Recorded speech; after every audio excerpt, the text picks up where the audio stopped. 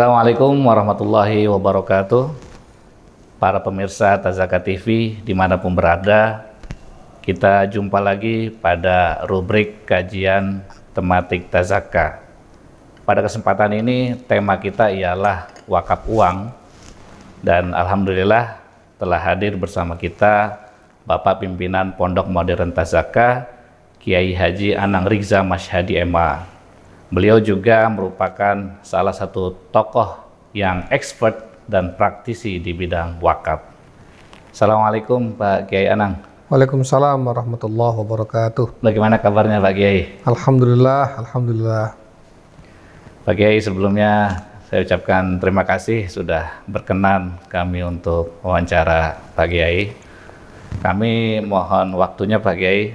Seperti biasa kami ingin meminta pandangan dan pencerahan dari antum, khususnya terkait tentang wakaf uang yang belum lama ini sangat ramai sekali menjadi perbincangan masyarakat luas.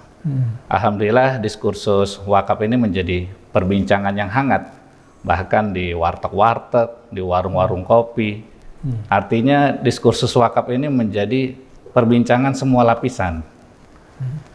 Jadi edukasi kita kepada umat, kepada masyarakat yang kita lakukan 15 tahun terakhir ini kini menjadi perbincangan yang sangat hangat di masyarakat luas.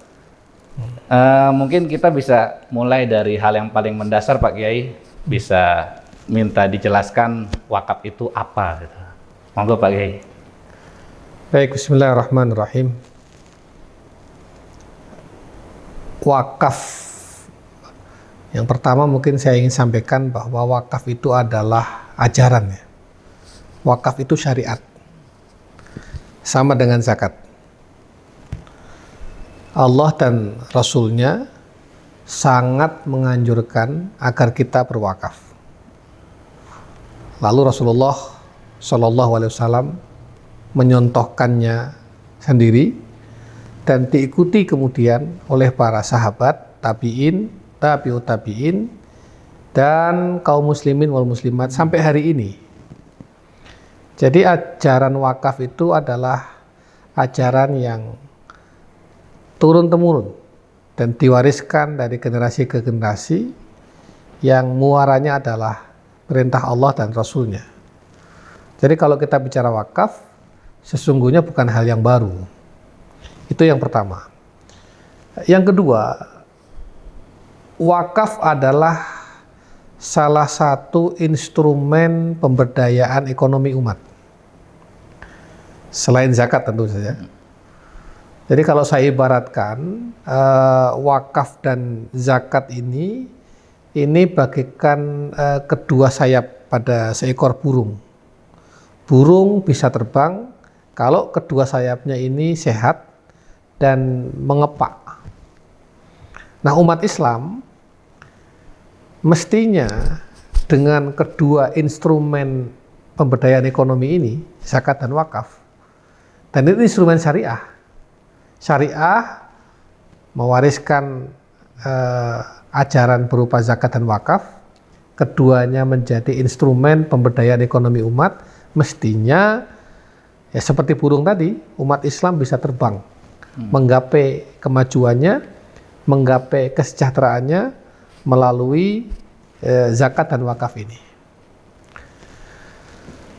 Nah, zakat itu kan didistribusikan kepada 8 asnaf, 8 golongan ya.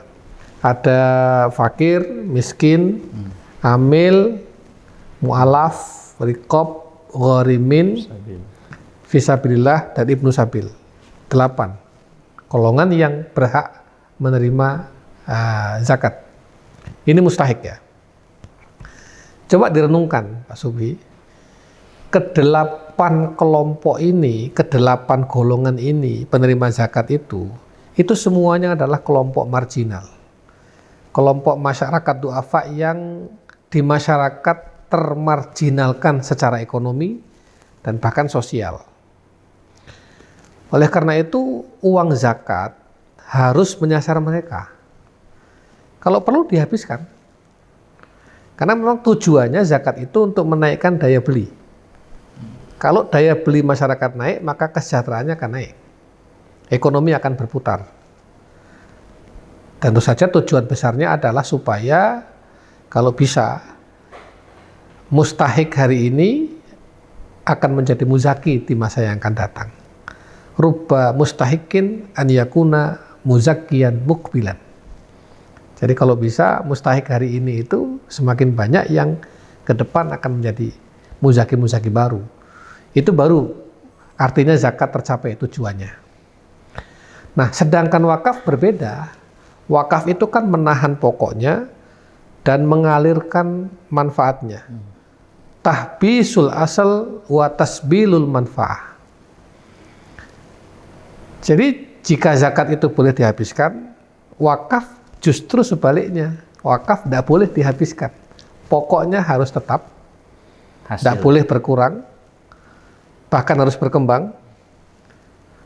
Tapi manfaatnya, hasilnya terus mengalir. Itu bedanya wakaf dengan zakat. Oleh karena itu wakaf tidak boleh dijual, tidak boleh dihibahkan, tidak boleh diwariskan. Jadi secara dasar filosofi keduanya berbeda. Nah, yang ingin saya sampaikan berikutnya adalah, coba kita perhatikan dalam sejarah Islam ya. Sejak zaman Rasulullah sampai hari ini, wakaf selalu memainkan peran penting di dalam pembangunan peradaban umat. Bahkan saya ingin katakan bahwa tidak ada jejak peradaban Islam sepanjang sejarahnya yang tidak ada jejak wakafnya. Beberapa contoh yang saya sebutkan. Dimulai dari Masjid Quba. Masjid Quba ini kan masjid yang pertama kali dibangun.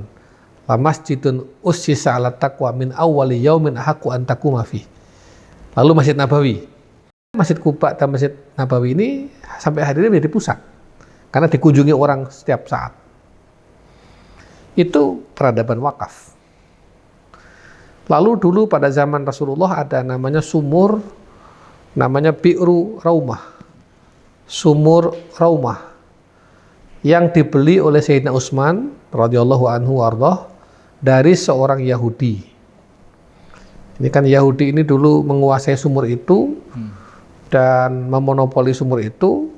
Kemudian masyarakat Madinah waktu itu akhirnya merasa sulit karena ini menaikkan harga. Lalu dibelilah sumur itu oleh Sayyidina Utsman dengan harga yang sangat tinggi, dan kemudian Sayyidina Utsman mau mewakafkannya kepada umat Islam, menggratiskannya itu sumur itu kepada kaum muslimin. Lalu ada wakafnya Sayyidina Umar bin Khattab radhiyallahu anhu, tanah Khaibar. Dan ini wakaf tanah Khaibar ini konon adalah wakaf yang pertama kali dicatatkan dalam sejarah. Jadi pencatatan sejarah wakaf itu dimulai sejak Sayyidina Umar bin Khattab radhiyallahu anhu tentang tanah Khaibar itu. Kemudian ada Sayyidina Abu Ayyub Al-Ansari radhiyallahu anhu yang mewakafkan salah satu rumahnya di Madinah untuk dipinjamkan atau diwakaf manfaatkan untuk transit tamu-tamu Rasulullah yang berasal dari luar kota. Ada wakaf-wakaf lain, Sayyidina Abdurrahman bin Auf, Sayyidina Abu Talhah radhiyallahu anhum, dan banyak sekali sahabat-sahabat yang saya kira sejarah wakaf dan sahabat ini selalu berkaitan erat. Makanya ada ungkapan ma baqiya min ashabi illa waqad waqafa. Ini ada sebuah kaul ya, konon dinisbatkan kepada Rasulullah Shallallahu Alaihi Wasallam. Tidak ada salah seorang sahabatku yang tersisa, artinya yang masih hidup, kecuali mereka semuanya telah berwakaf. Jadi tidak ada sahabat yang nggak berwakaf gitu. Ya meskipun wakafnya berbeda-beda, ada yang kecil, ada yang besar, ada yang wakafnya dalam bentuk tanah, dalam bentuk rumah, dan lain sebagainya. Nah, kita sekarang loncat ke depan. Universitas Al-Azhar Kairo yang saat ini usianya sudah lebih dari 10 abad, artinya lebih dari 1000 tahun ya. Itu kan universitas wakaf tertua di dunia setelah Az-Zaitunah di Tunis. Dan bayangkan 1000 tahun Al-Azhar Kairo, universitas wakaf itu memberi manfaat terus-menerus kepada umat kan sepanjang sejarah. Saya ini termasuk salah seorang yang pernah kuliah di Al-Azhar Kairo. Berarti saya adalah orang yang termasuk ikut mendapatkan manfaat dari wakaf. Karena saya di Al-Azhar gratis kuliahnya, diberi asrama gratis, makan gratis, kuliah nggak bayar, dikasih uang saku, dikasih tiket pulang pergi. Peradaban wakaf. Dan sekarang saya mendirikan pesantren adalah hasil didikan dari Al-Azhar. Tuh. Bayangkan, sudah berapa juta alumni Al-Azhar sepanjang 10 abad itu yang sudah berkiprah di masyarakatnya masing-masing. Ya. Di Indonesia misalnya ada pondok modern Gontor. Ya. Hampir 1 abad usianya. Itu pesantren yang berbasis wakaf. Dan di Gontor itu ya dari awal pendiri Gontornya mewakafkan pondoknya kan. Saya adalah salah seorang alumni sana juga. Artinya saya ini nyantrinya di pesantren berbasis wakaf, kuliahnya di perguruan tinggi berbasis wakaf. Jadi saya adalah salah seorang dari sekian banyak orang yang ikut memanfaatkan dan menerima manfaat wakaf itu. Coba bayangkan, hitung berapa alumni yang sudah keluar dari Gontor kemudian berkiprah. Itu baru beberapa contoh Pak Subi. Padahal ada ribuan pesantren kan di Indonesia itu. Hampir 30.000 pesantren di Indonesia. Dan itu hampir seluruhnya berbasis wakaf. Mendidik generasi-generasi muda. Lalu mereka setelah dari pesantren berkhidmat dan berkiprah di masyarakat, di umat, di bangsa. Kemudian belum lagi kalau kita bicara masjid-masjid. Ya, ratusan ribu masjid kan. Indonesia ini negara muslim yang paling banyak masjidnya. Itu hampir semuanya masjid itu didirikan di atas tanah wakaf. Jadi itulah peradaban wakaf. Peradaban umat yang dibangun dengan wakaf. Dan kalau kita bicara peradaban wakaf selalu mengesankan. Bahkan konon Harvard di Amerika, perguruan tinggi yang terkemuka saat ini, itu ya juga berbasis wakaf. Cuma mereka menggunakan istilah endowment. Endowment itu ya sesungguhnya sama dengan wakaf. Jadi kalau kita bicara peradaban Islam itu, kita tidak mungkin melepaskan diri dari membicarakan wakaf. Begitu Pak Subi. Baik Pak Kiai. Ini sebenarnya menjadi bukti bahwa wakaf itu bukan hal yang baru, sudah dipraktikkan sejak zaman Rasul dan para sahabat. Kita kembali ke tema kita Pak Kiai. Ini karena masih menjadi perbincangan yang hangat di masyarakat luas tentang istilah wakaf uang. Nah, sebetulnya secara konseptual banyak masyarakat Muslim ini belum begitu memahami secara mendalam apa bedanya wakaf uang dan wakaf melalui uang. Mungkin bisa dijelaskan Pak Kiai.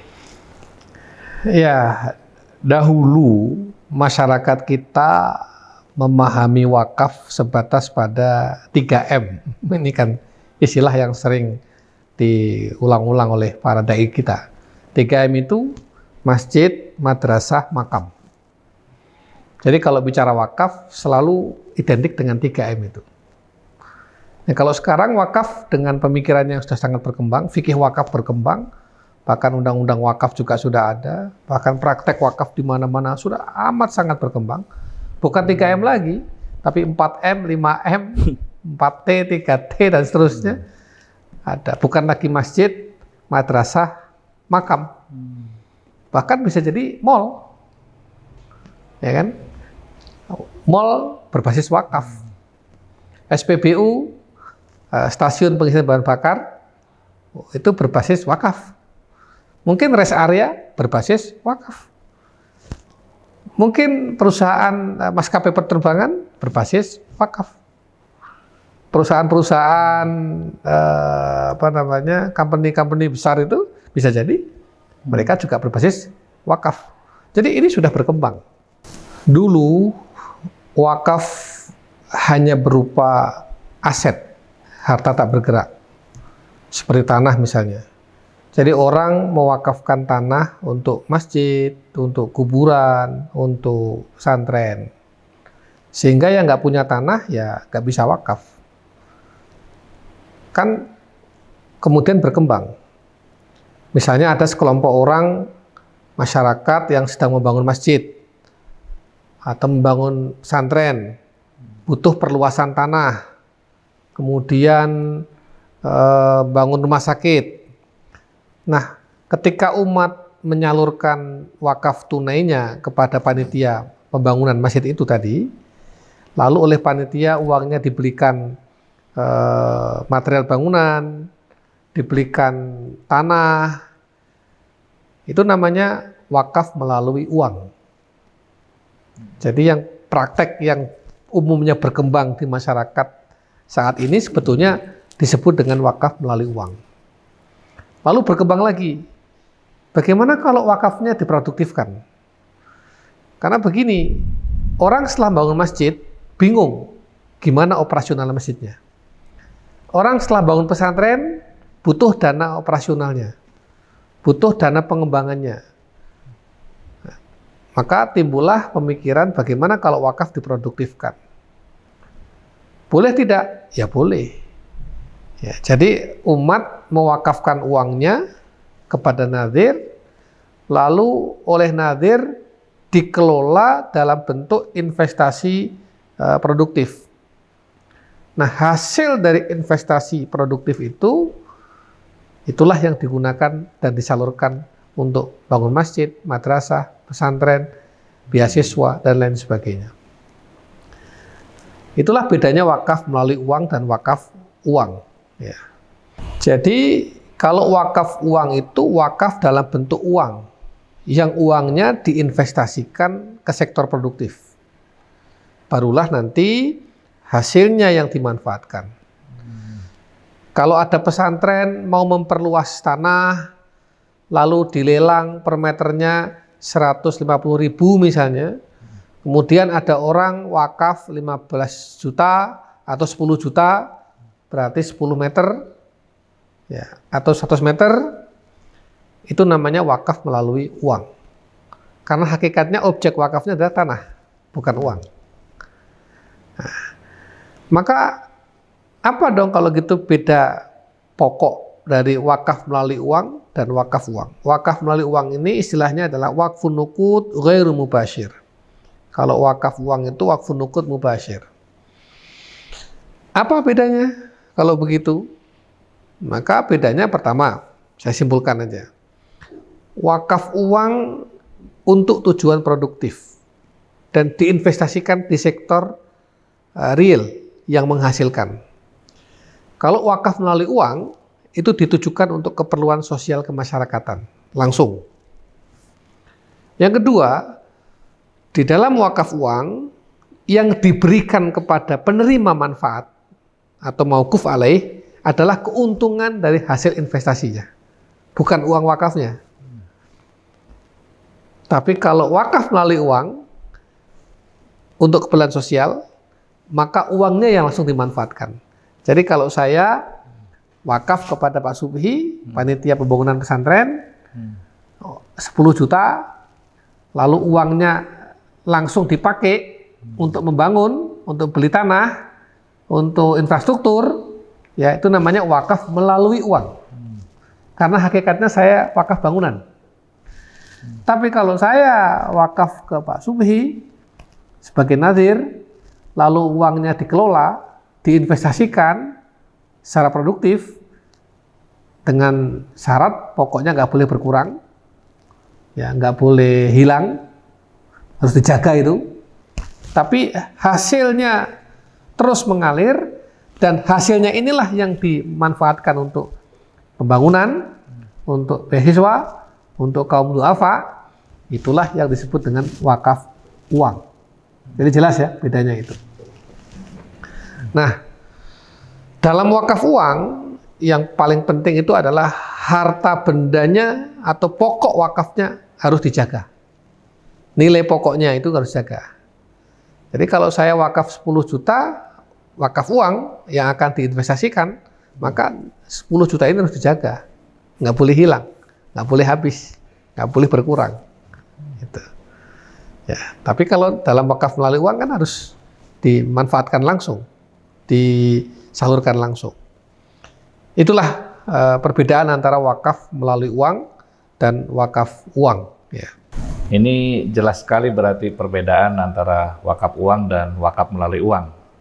Nah, kalau tinjauan secara hukum fikih dan peraturan perundangannya, bagaimana Pak Kiai terkait wakaf uang atau yang biasa kita sebut sebagai wakaf produktif ini? Ini sebetulnya masalah khilafiyah. Ada yang membolehkan wakaf uang dan ada yang melarang. Dalam mazhab Syafi'i misalnya, ada pendapat yang tidak membolehkan wakaf uang. Karena alasannya uang itu bisa habis. Sedangkan wakaf kan nggak boleh habis. Ya. Tapi, nah ini, ada juga pendapat lain dalam mazhab Syafi'i. Ya, misalnya Abu As-Saur yang meriwayatkan bahwa konon Imam Syafi'i membolehkan wakaf dinar dan dirham. Itu ada dalam Al-Hawi Al-Kabir, karya Imam Al-Muwardi. Gitu. Artinya kan dalam mazhab Syafi'i sendiri ada dua pendapat nih. Nah, di dalam mazhab Maliki,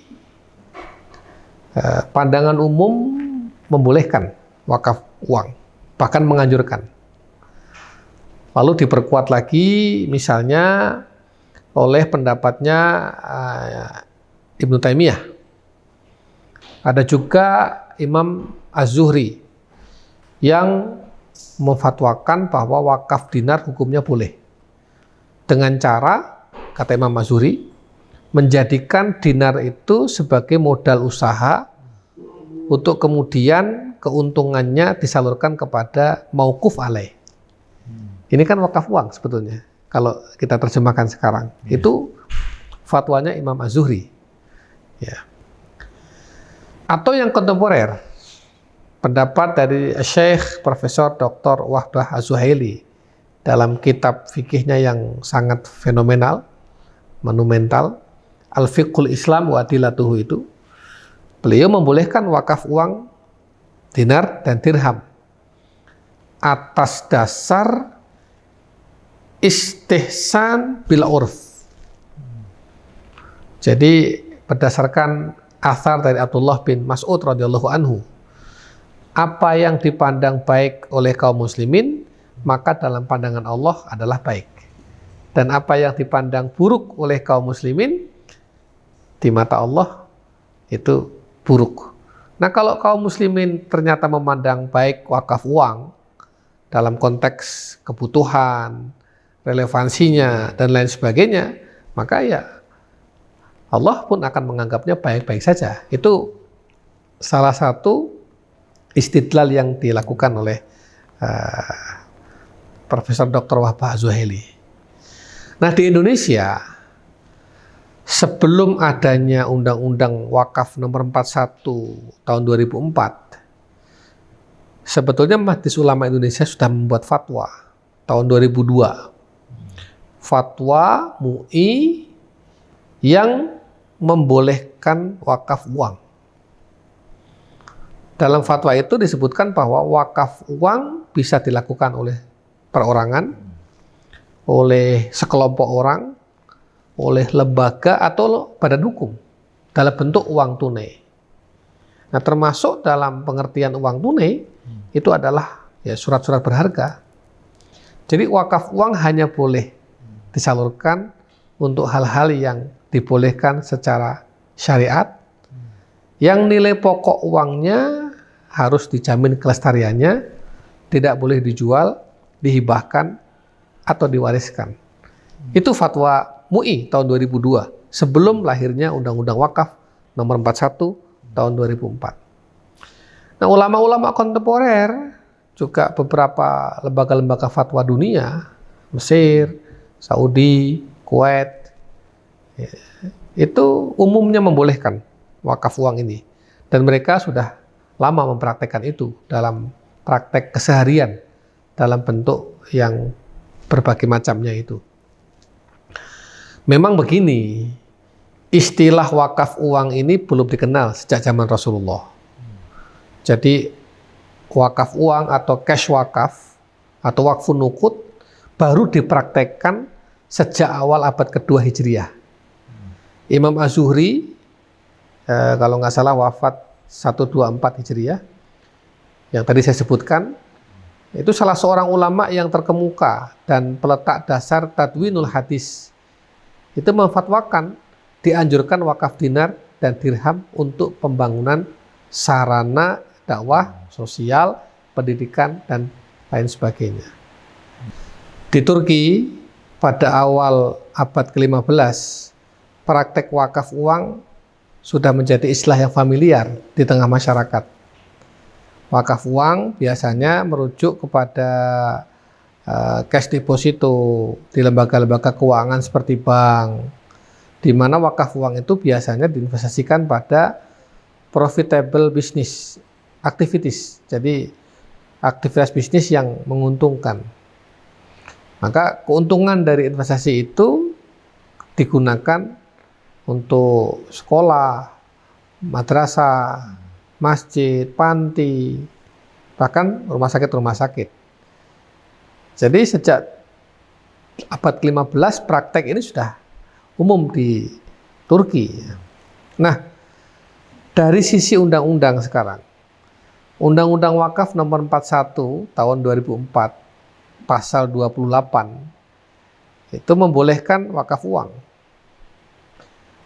Sementara di pasal-pasal sebelumnya, misalnya di pasal 16 disebutkan bahwa wakaf itu bisa berupa harta benda yang tidak bergerak dan harta benda yang bergerak. Ya. Nah, harta benda yang tidak bergerak itu ya tanah, bangunan, tanaman atau benda-benda yang berkaitan dengan tanah itu yang tidak bergerak. Sedangkan yang dimaksud dengan harta benda bergerak itu dalam pasal 16 tadi, uang, logam mulia, surat berharga, ya kan? Kemudian surat berharga itu apa? Ya, ada saham, ada surat utang negara, ada obligasi, dan lain sebagainya. Kemudian ada hak atas kekayaan intelektual, itu bisa diwakafkan, hak cipta, hak merek, hak paten, hak desain, rahasia dagang, dan lain sebagainya. Ada kendaraan, ada hak sewa, dan benda-benda bergerak lain yang itu semua ya, termasuk harta benda wakaf. Jadi ada harta benda tak bergerak dan ada harta benda yang bergerak. Mankul, ghairu mankul. Itu yang bisa dijadikan sebagai harta benda wakaf. Nah, ada satu yang saya kira perlu saya sampaikan ya. Ini penting ini. Bahwa wakaf uang itu bisa berjangka loh. Bisa berjangka itu artinya begini. Wakaf uang temporer. Jadi misalnya saya mau wakaf uang 10 juta. Lalu diinvestasikan, diproduktifkan. Tapi berjangka. 5 tahun, 10 tahun, atau bahkan setahun. Dibolehkan itu. Nah, setelah jatuh tempo jangkanya, 5 tahun kemudian misalnya, maka pokok yang 10 juta tadi saya wakafkan itu kembali kepada saya lagi. Ini kan menarik. Wakaf uang bisa berjangka. Ada jangka waktunya. Itu yang saya mengistilahkannya dengan wakaf manfaat. Wakfu manafi'il a'yan. Jadi yang diwakafkan hakikatnya adalah manfaat dari uang itu toh. Karena akan kembali kepada wakifnya setelah jangka waktu tertentu. itu diatur di dalam peraturan pemerintah nomor 42 tahun 2006 pasal 27. Ini kan PP yang menjelaskan undang-undang wakaf 41 itu. Apa dijelaskan di situ? Bahwa dalam hal wakif ingin berwakaf untuk jangka waktu tertentu, maka pada saat jangka waktu itu berakhir, setahun, 2 tahun, 3 tahun, 5 tahun, disepakati tadi, wakif yang menyepakati dengan nadhir, maka nadhir wajib mengembalikan jumlah pokok wakaf uang itu kepada wakif atau ahli warisnya. Undang-undangnya mengatur itu. PP-nya juga menegaskan lagi seperti itu. Jadi ibaratnya ya yang diwakafkan ya manfaatnya atau manfaat uang itu. Karena jumlah pokok wakafnya tidak berkurang kan, dan kembali pada waktunya. Nah ini menarik ya, dan saya kira ini peluang besar, khususnya di kalangan mazhab Maliki, pendapat wakaf temporer ini mendapat dukungan yang luas. Ya, mungkin kalau di mazhab Syafi'i nggak terlalu ada pendapat yang seluas dan selentur ini di dalam wakaf uang berjangka ini. Tapi ada dalam mazhab Maliki. Dan itu sebetulnya sudah selesai khilafiyah itu. Karena sudah jadi undang-undang, sudah ada PP-nya, sudah ada peraturan BWI-nya. Jadi sudah selesai. Nah Pak Kiai, di Undang-Undang Wakaf itu kan diatur tentang pengelolaan wakaf uang. Mungkin bisa dielaborasi sedikit. Ya, tadi sudah saya sebutkan ya, beberapa di antaranya. Tapi memang bahwa pengelolaan dan pengembangan harta wakaf itu diatur dalam pasal, kalau nggak salah, pasal 42, 43, Undang-Undang Wakaf 41 2004. Nadhir wajib mengelola dan mengembangkan harta benda wakaf sesuai dengan tujuan, fungsi, dan peruntukannya. Nah, pasal 43 menyebutkan bahwa pengelolaan dan pengembangan harta benda wakaf oleh nadhir itu dilaksanakan sesuai prinsip syariah. Jadi nggak boleh, kalaupun mau diinvestasikan, nggak boleh dalam bidang-bidang yang bertentangan dengan syariah, itu nggak boleh. Harus sesuai dengan prinsip syariah. Kemudian ayat kedua dari pasal 43 menyebutkan pengelolaan dan pengembangan harta benda wakaf yang dimaksud tadi dilakukan secara produktif. Ini kan jelas itu. Ya. Mengapa harus diproduktifkan? Ya karena begini tadi, ada orang bangun masjid, setelah itu bingung operasionalnya, bingung dana pengembangannya. Ya. Ada orang bangun pesantren, ada orang bangun rumah sakit, dan seterusnya kan. Nah, kan wakaf produktif ini kan kemudian bisa menghidupi. Bahkan dampaknya bisa luas. Asalnya tetap, tapi manfaatnya terus mengalir. Kalau nggak salah dulu itu dalam beberapa catatan sejarah ya, masjid-masjid kuno di Nusantara ini, misalnya Masjid Ampel di Surabaya itu, dulu wakafnya selain wakaf masjid, ya, itu wakaf sawah. Ada tanah pertanian dalam bentuk sawah yang itu dikelola oleh masjid secara produktif. Hasilnya itu untuk membiayai masjid. Nah, masjidnya apa kegiatannya? Ya santunan, duafa, yatim piatu, dan lain sebagainya. Jadi itulah sebetulnya ulama-ulama kita dulu sudah mempraktekannya itu secara uruf. Mereka secara adat, secara kultural sudah mempraktekkan wakaf uang itu, wakaf produktif itu. Nah, saya kira ini yang penting digarisbawahi bahwa wakaf uang atau wakaf produktif itu ya wakaf yang memang sudah menjadi kebutuhan, menjadi tren, dan landasannya secara fikih ada, landasan secara perundang-undangan juga ada, PP-nya juga ada, dan didukung bahwa praktek wakaf uang ini sebetulnya dalam sejarah panjang umat Islam, sejak zaman Rasulullah, sahabat ya, sampai hari ini, bahkan yang dekat-dekat di sejarah Republik Indonesia, ulama-ulama kita dulu sudah mempraktekannya. Jadi apalagi itu wakaf uang sudah menjadi sesuatu yang membudaya, mengkultur. Nah, makanya syarat nadir harus diatur ketat. Karena ini kan kaitannya dengan akan menginvestasikan dana wakaf kan.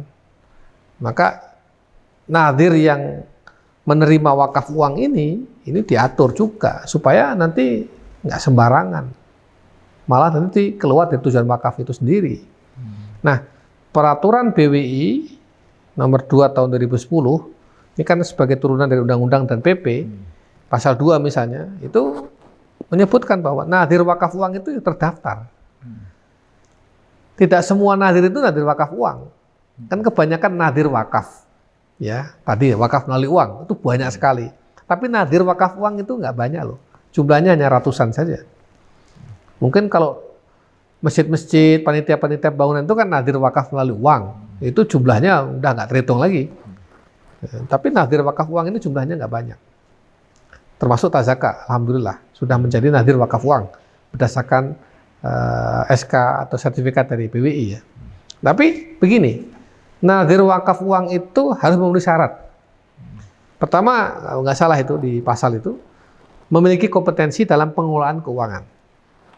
Jadi bukan sekedar tahu fikih, tapi harus kompeten dalam pengelolaan keuangan. Memiliki kemampuan dan pengalaman dalam pemberdayaan ekonomi umat. Memiliki komitmen yang tinggi untuk mengembangkan wakaf uang. Jadi memang harus punya jiwa entrepreneur. Gitu. Kemudian memiliki komitmen yang tinggi terhadap pengembangan operasional nadir wakaf uang itu. Jadi memang harus sehat, transparan, dan akuntabel. Ada keinginan yang kuat dan memiliki dukungan kerjasama dengan manajer investasi sebagaimana diatur di dalam undang-undang dan peraturan pemerintah yang lain ya tentang pasar modal dan lain sebagainya lah itu. Dan yang penting lagi memiliki reputasi keuangan yang baik dalam masyarakat. Jadi bukan orang yang punya cacat secara keuangan di masyarakat. Memiliki kekayaan yang terpisah dengan harta benda wakaf uang. Nah, ini kan harus dipisahkan, jangan sampai nanti tercampur kekayaannya. Dan memiliki rencana penghimpunan dan pengelolaan atau pengembangan wakaf uang. Jadi kalau ada orang wakaf uang, ini mau diapakan? Harus punya rencana, harus punya planning ya.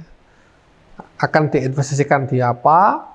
Kemudian hitung-hitungannya bagaimana dan apakah ini nanti produktif dan menghasilkan apa tidak, itu harus minim resiko itu. Dan yang jelas tadi selain kompetensi, kemudian amanah tentu saja, akuntabel, sehat, transparan, dia harus memiliki sertifikat dari nadir wakaf uang. Jadi memang harus profesional nadir itu. Makanya itu diatur dalam undang-undang, diatur dalam PP, diatur dalam peraturan BWI. Ya. Profesional dalam mengelola keuangan dan mengembangkan harta benda wakaf supaya produktif. Kan begitu.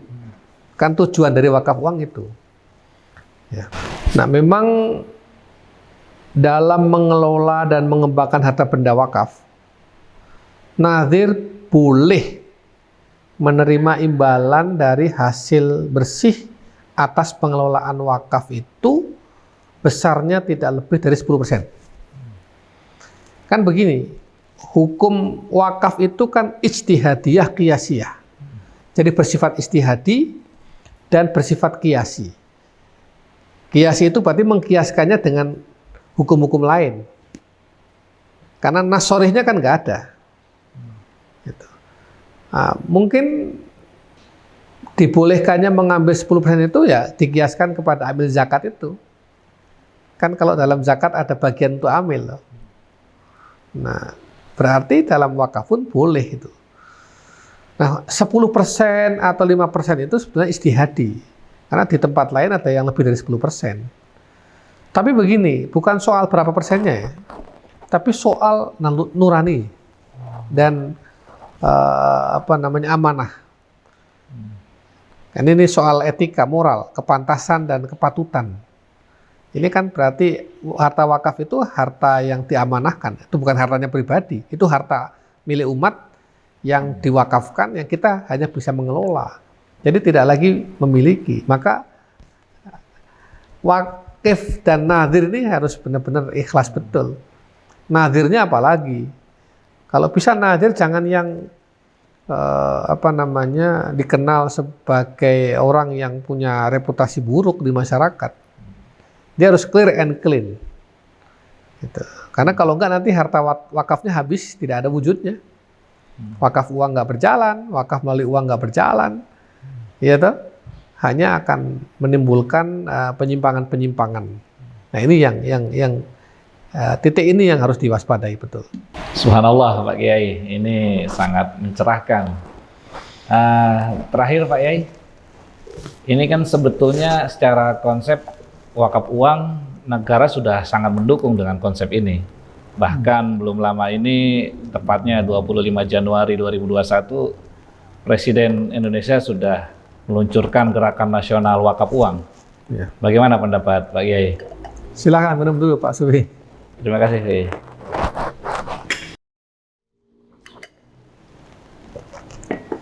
Ya, betul. Beberapa waktu yang lalu kan Presiden Jokowi meluncurkan gerakan nasional, GNW. Ya, gerakan nasional wakaf uang ya, di istana.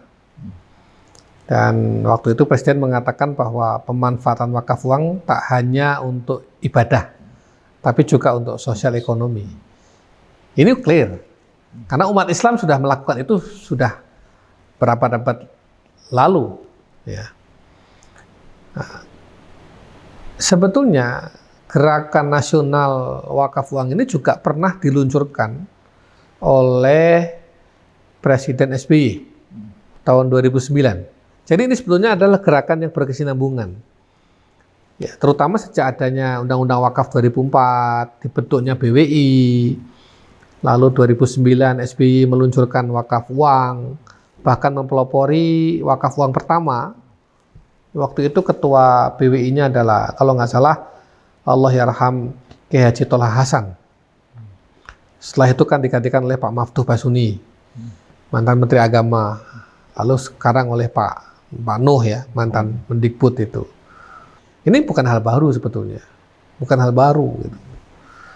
Dan kemudian juga ada wakaf uang sukuk itu, cash wakaf link sukuk, ya. Yaitu wakaf uang yang ditempatkan pada sukuk negara, yang imbalannya atau bagi hasilnya disalurkan oleh nadhir untuk membiayai program sosial dan pemberdayaan ekonomi umat. Beasiswa, bangun rumah sakit, bangun sekolah, bangun sarana prasarana umum, dan lain sebagainya. Gitu. Dan ini artinya sebetulnya negara sudah melihat bahwa wakaf itu menjadi potensi yang harus digali, dimanfaatkan. Alhamdulillah. Dan negara sudah melihat bahwa wakaf itu bisa menjadi salah satu instrumen kebangkitan ekonomi umat. Gitu. Jadi dari sisi positifnya itu ya. Sejak 2004, 2009, dan sekarang 2020, itu terus berkesinambungan. Nah, saya kira bagus-bagus saja gerakan wakaf uang ini, ya, dan memang sudah saatnya, sudah harus ke sana arah kita. Cuma ya biasalah ada pro kontra itu. Dan saya melihat pro kontra itu sebenarnya sudah bukan lagi pada substansi wakafnya, sudah bukan lagi pada bahasan wakafnya, boleh apa tidak, wakaf uang itu bagaimana, itu sudah selesai itu. Tapi kan mungkin kalau pendapat saya ini, pro kontranya lebih kepada soal komunikasi aja. Ya mungkin perlu dibangun komunikasi lebih baik lah, lebih sehat, lebih transparan, ya, dan umat diajak bicara baik-baik supaya nggak salah paham. Ini mungkin kesalahpahaman saja, sehingga kalau ada orang salah paham itu kan tingkat kepercayaannya rendah. Programnya bagus, himbauannya bagus, secara konsep juga clear, gitu. Tapi kalau Anda komunikasinya nggak baik atau ada miskomunikasi antara Anda dengan saya, ya padahal Anda akan mengajak saya, kan ini sesuatu yang mestinya nggak perlu terjadi. Ya saya kira gerakan ini perlu didukung dan silakan umat melakukan gerakan wakaf uang melalui lembaga-lembaga yang ada.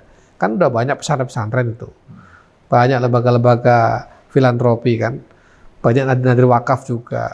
Proyek mereka juga banyak, ada yang bangun rumah sakit, ada yang bangun madrasah, pesantren, sekolah, ada yang bangun panti, ada yang bangun rumah sakit mata, macam-macam toh. Silakan. Termasuk untuk bangun perusahaan-perusahaan milik umat itu.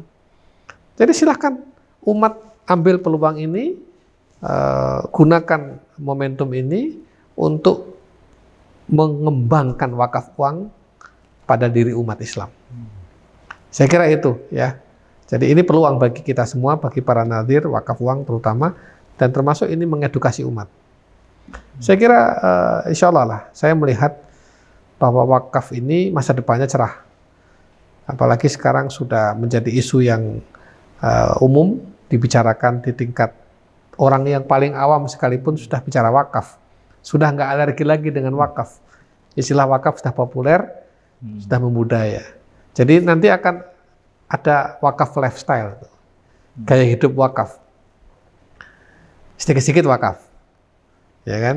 Terus wakaf di sana, wakaf di sini, wakaf dalam bentuk infrastruktur, bangunan madrasah, masjid, sekolah, dan sebagainya, wakaf yang diinvestasikan.